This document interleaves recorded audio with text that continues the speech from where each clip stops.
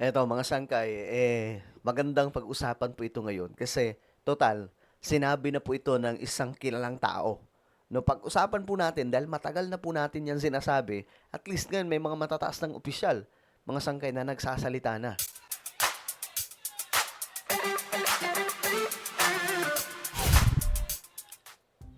Alright, magandang oras po sa lahat ng mga nanonood ngayon, sa lahat ng mga solid sangkay. Eto pag-usapan po natin, mga sangkay, ito nga pong matinding pasabog ngayon ni Rimulya, no? At alam nyo, dapat nyo po itong mapanood mga sangkay, kahit nga po ikaw ay DDS eh.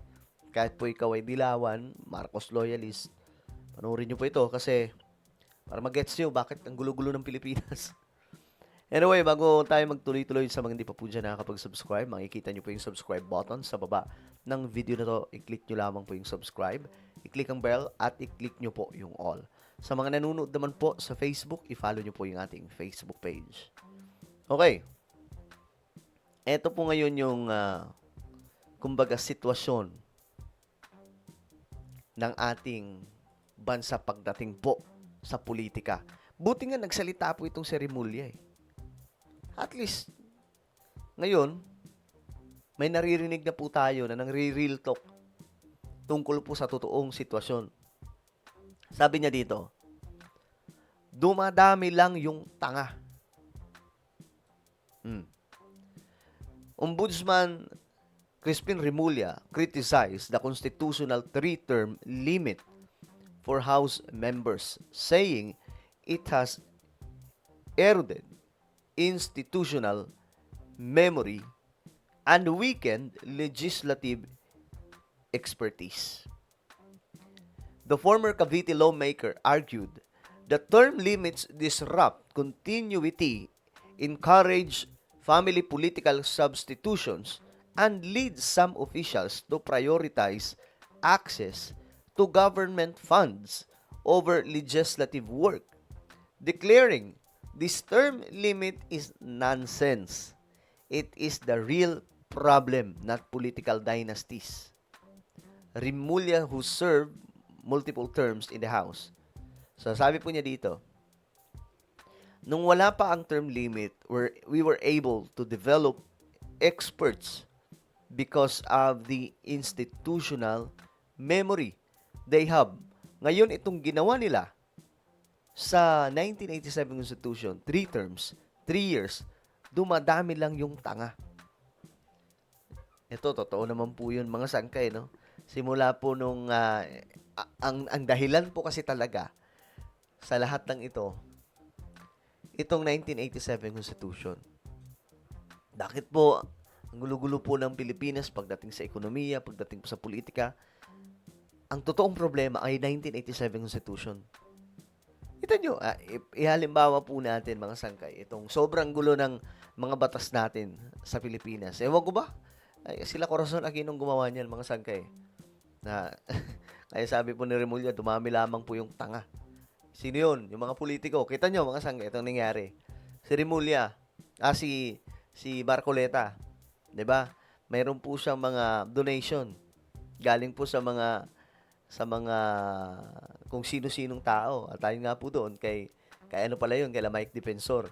Ngayon, mga sangkay, dapat makakasuhan doon si Marcoleta kasi nga po, hindi niya dineklara yung mga binigay sa kanyang pera na pinanggastos sa eleksyon ng 2025. Pero mga sangkay, nakalusot pa rin. Kasi may butas yung batas natin na ginamit din po pangtakip, mga sangkay, doon sa nasabing kamalian ni Marcoleta. At ngayon, ang makakasuhan tuloy, yung nag-donate na walang kinalaman. Anong malay ng nag-donate na hindi pala niya idideklara yun, mga sangkay, di ba? So, marami pa po. Isa lamang po yun sa halimbawa. Ngayon, halimbawa, ito pa. Ito ang tinutukoy dito ni Rimulya, mga sangkay. Itong politics sa Pilipinas, itong political system natin na bulok, no? At itong term limit na ginawa po nila, mga sangkay, naging ano lang po, naging hagdan lamang po para i-take advantage ng mga politikong ito ang korupsyon. Yung pangungurap, mga sangkay, kumbaga madali natin yung korupsyon kasi anak ng toko, saglit lang tayo, tapos palit na naman tayo. Pagkatapos ko, ikaw naman ang pumalit. Anak, tapos yung kapatid, tapos yung tito, yung tita, lahat. Anak ng toko. Ganun po ang nangyayari, mga sangkay. Ngayon, alam nyo, ang kailangan po talaga ng Pilipinas, magkaroon po ng constitutional reform. Kung gusto talaga ng change natin, kailangan po natin ng parliamentary system. Sa parliamentary system, mga sangkay, hindi po kailangan ng, hindi na po doon pinag-uusapan yung political dynasty, term limit, wala po yun. Sa parliamentary system, as long as magaling ka, you will be elected and elected and elected. Pero mga sangkay, tandaan po natin na sa parliamentary system, sobrang higpit po doon. Hindi ka po magtatagal dyan kung tanga ka. Yung sinasabi po ni Rimulya, sa political system po natin, dumadami yung tanga. Kasi kahit wala naman pong alam, takbo lang tayo. Sige, takbo lang tayo. Tapos, matatapos na matatapos na yung ano niya, terms. Yung termino niya, matatapos na. Ngayon, may anak siya na pwede niyang ipasalo yung kanyang posisyon. Gamit pa rin yung kanilang pangalan.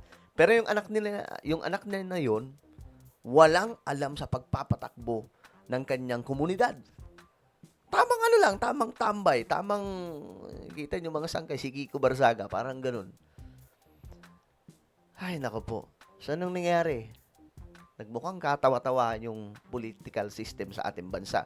Dumami po yung tanga. Pero, kung parliamentary system po tayo, hindi po kailangan ng hindi na po pinag-uusapan yung term limit, hindi na po pinag-uusapan yung political dynasty.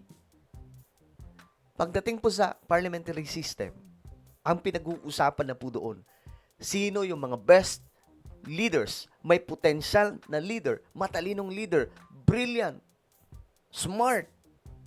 Yun na po, kaya nga po mga sangkay, tingnan nyo yung Japan and some countries in Europe, or many countries in Europe, mga sangkay, or Singapore.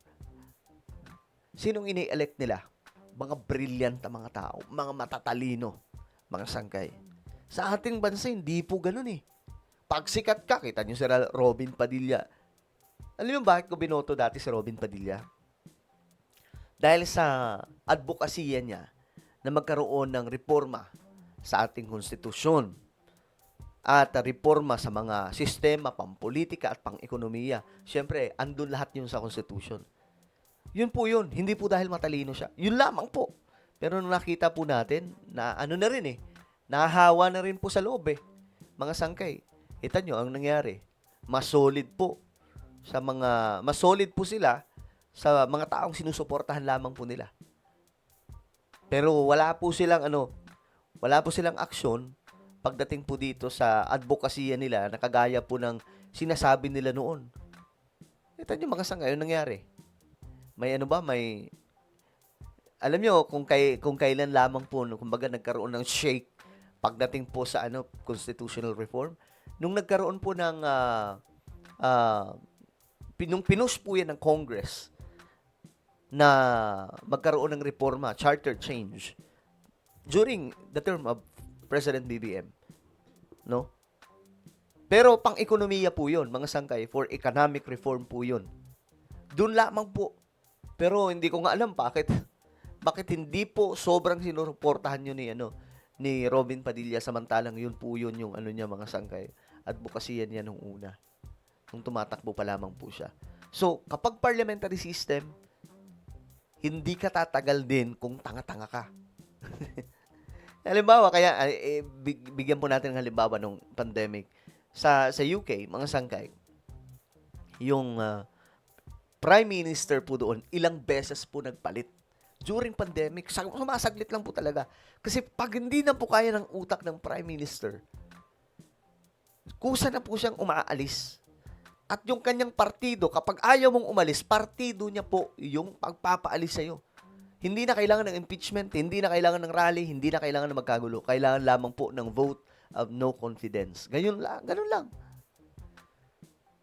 Ganun kadali, mga sangkay. Hindi na po pinag-uusapan doon yung yung political dynasty. Kasi, ang pinag-uusapan, ang tumututok po doon, yung matatalino na mga opisyal. So, malamang ito po yung tinutumbok ni Remulla, no, na hindi naman kailangan talaga ng term limit na yan. What we need is more brilliant people na kaya pong mag-lead sa ating bansa. At ito mga sangkay, nakikita ko, parliamentary system, ito po yung best political system na kailangan po ng ating bansa. Kasi ito po yung talaga yung magpapatino sa lahat ng mga politiko. Sabi ng iba mga sangkay, unahin muna na tumino ang mga politiko bago ayusin yung sistema. Kaya nga hindi po tinong mga yan eh. Kasi may mali sa sistema. Diba? May mali sa sistema, mga sangkay. So, ito po yung totoong nangyayari sa ating bansa. Kaya wag po tayong umasa ng Pilipinas kahit sino po ang umupo dyan.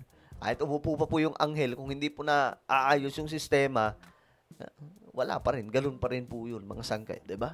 Magulo, away-away dito, away-away doon, bangayan dito. Wala po. Wala pong isa-isay. Alright? So, ano po ang inyong opinion? Comment down below. Mayroon po tayong YouTube channel. Ito po isang Revelation. Hanapin nyo po ito sa YouTube. Kapag nakita nyo na, i-click nyo po yung subscribe, i-click ang bell, at i-click nyo po yung all. Kung ano po ay magpapaalam, mag-iingat pong lahat. God bless everyone.